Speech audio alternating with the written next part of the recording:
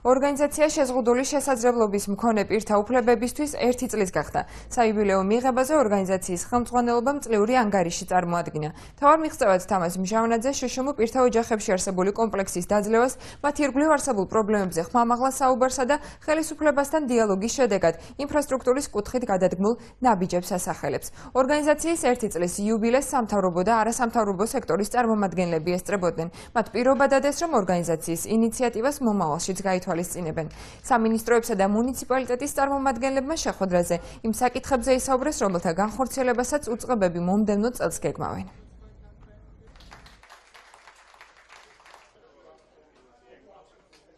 Სისტემატურად გვაქვს ჩვენ შეხვედრები შეზღუდული შესაძლებლობის მქონე პირებთან და მათ წარმომადგენლებთან და ორგანიზაციებთან.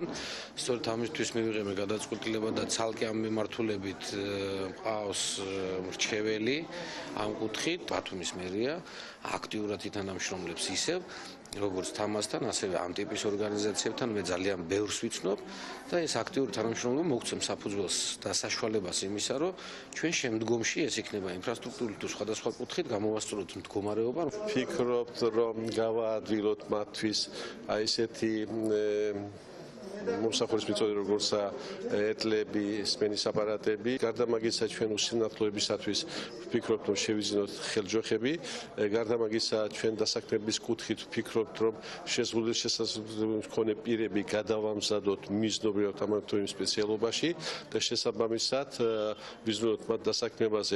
ორგანიზაცია მიუხედავად იმისა, რომ აქვს ფინანსური პრობლემები, მიუხედავად იმისა, რომ არის საოფისე პრობლემები, ჩვენ უკვე 1 წლის სამოქმედო გეგმა გავაკეთეთ მომდევნო წლის.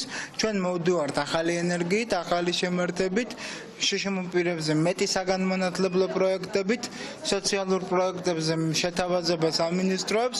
ვფიქრობთ, რომ ჩვენ ძალიან მცირე რესურსები გქონდა, მაგრამ ვიყავით პირველები, ვინც ამ მიმართულებით ბრძოლა დაიწყო. ბრძოლას ჩვენ გავაგრძელებთ.